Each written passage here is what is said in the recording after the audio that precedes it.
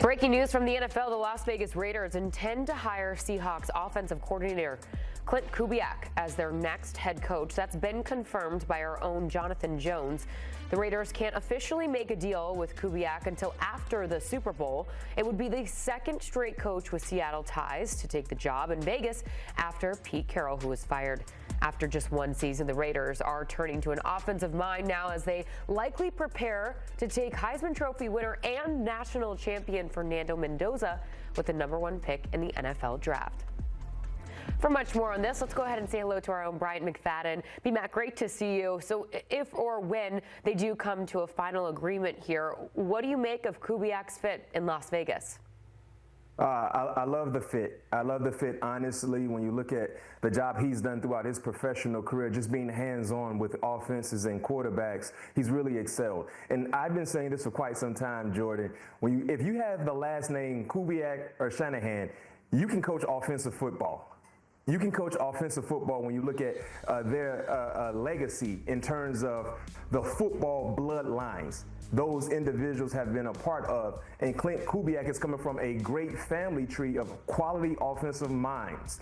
And we're seeing the fruits of his labor being produced there this season for the Seattle Seahawks as they get ready for Super Bowl 60. So for the Raiders, a team that was a very, very bad offensive team, going out to get a genius, to say the least, is a very, very impressive feat for them to try to right some of their wrongs that we saw in 2025.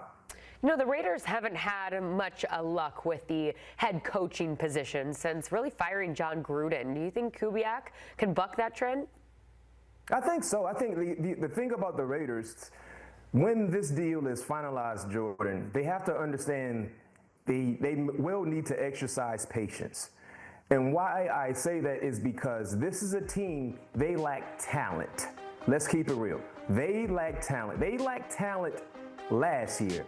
And now trying to become a more competitive team in a very, very competitive division, you will have to address the talent issue or the lack thereof. So that could take a few years to kind of get things afloat. But the first thing you need to do is get a head coach that can create the culture that is needed to be able to build upon when you add talent. So that is the first much needed piece to this puzzle, the head coach, and then identifying the next pieces that need to be added to this organization. And that starts with addressing the talent issue. You look at the last 2 first-round selections. Brock Bowers, when he's healthy, Jordan, he's one of the best tight ends in the National Football League. You look at Ashton Genty, he did more with less. When you look at how anemic the offensive line play was, he still provided serviceable production. So those 2 last ones for the Raiders, they seem to be quality bright spots moving forward. Potentially, as you alluded to, Fernando Mendoza seems like the ideal pick for them being at #1. Now you get your quarterback in place. Now you look at the last 3 previous first-round picks. Those are guys that I believe have a high potential and the ability to really take this organization in a more competitive landmark than what they have not been able to do over the last few seasons. Okay, so let's dive deeper into that because it's a really good point. You mentioned the talent they have on that side of the ball with Brock Bowers and Ashton Genty, and as you just mentioned, wildly expected to take Fernando Mendoza in the upcoming NFL draft. What would a Kubiak-style offense with Mendoza and some of those other guys around him look like? Well, not misdirection, but being able to get him outside the pocket, because I really love Fernando's athleticism. You look at some of the things he's done with Sam Darnold, getting him out in the pocket, getting him in space, being able to be high efficient in the red zone, and just being accurate. The thing I love about what we watch with Sam Darnold, especially the latter part of 2025, his ability to protect the football, be clean with the football. Because when you have a quarterback that's playing clean football, he never puts the football in harm's way, and you're able to score more than not. And that's what we're seeing with Sam Darnold. So if you're the Raiders, if you look at what Klint Kubiak has done with the Seattle Seahawks this year, especially on the offensive end, you want the same thing. With the ideal of bringing in Fernando Mendoza, you want a guy that has had experience working with quarterbacks, has experience being successful working with those said quarterbacks, and you hope that he can go ahead and put Fernando in the same type seat that Sam Darnold is currently sitting in and being able to flourish. But like I said, Jordan, all of that, it sounds good, but you have to go out and address the talent, the lack thereof. Because you look at Seattle, they got a quality running back in Kenneth Walker, of course. I love Ashton Genty for the Raiders. You look at Seattle, they got a for sure wide receiver one in JSN. They don't have those luxuries there with the Raiders. You got Cooper Kupp, you got Rashid Shaheed, you got quality tight end play. You look at the offensive line, they got 2 bookend tackles. So they have a lot that Klint has the ability to work with in Seattle. Those issues will be addressed moving forward for the Raiders, but the first major piece is getting the head coach and allow the rest of the dominoes to follow. We'll end here with a very important point that you made a little bit earlier, and that's that Vegas needs to be patient here. The AFC West, perhaps the toughest division in the entire league. With that being said, would you expect Vegas to make a significant improvement next year? And if not, how much time do you think it will take? Well, based on how the roster is constructed right now, I'll say no. But we haven't embarked into the offseason for 2026 when you talk about the draft and free agency.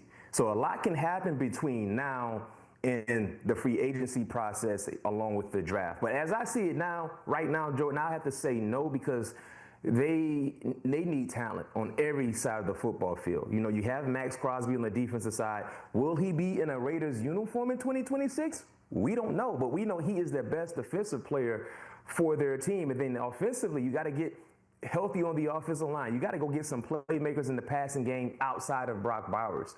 So right now, I'll say no. But if you look at the AFC representative for Super Bowl 60 in the New England Patriots, when they finished their season in 2024, a year ago, they finished with only 4 wins, if I'm not mistaken. Didn't really look exciting moving forward. But 2 things they had at their disposal: a lot of cap money, and they were set in prime positions in the draft. And guess what they did, Jordan? They hit on every opportunity. Via the draft, via free agency, they spent their money wisely. So for the Raiders, that is a reason to be optimistic and excited.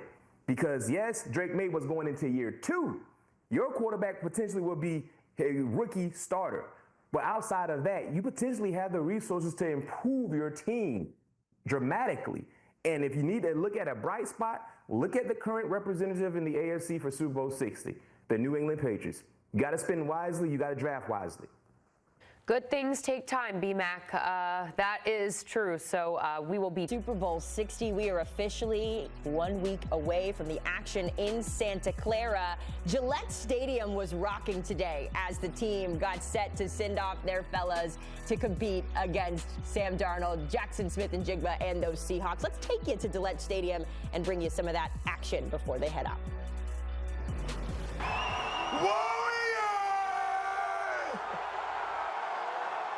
Come out and play! Listen, this is beyond my wildest dreams for the fans to have embraced us in this first year of this program the way that you have. I said all along, if our players played up to the standard that you guys expected and the effort in which they would play and their style of football, you would come out. And come out you did, so thank you.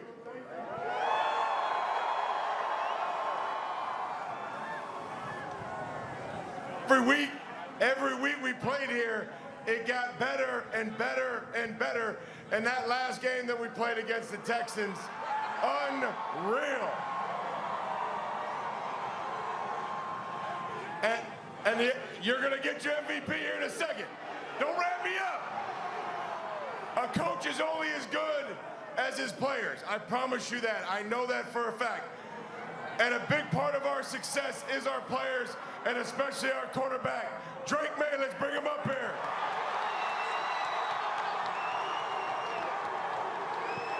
Yeah.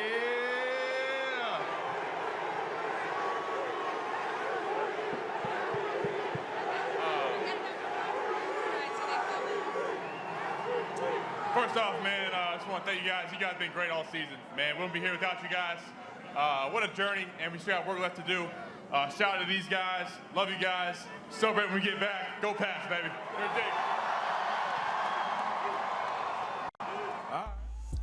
A man of few words, Drake May is, but this speaks volumes. The amount of Super Bowls the Patriots have won over the years, of course, tied with the Steelers for most at 6. Of course, their last Super Bowl came back in 2019 when they beat the Rams in Super Bowl 53, 13-3. We'll see if they add another tally to that list, break the tie with the Steelers, or if the Seahawks will find a way to lift their second trophy.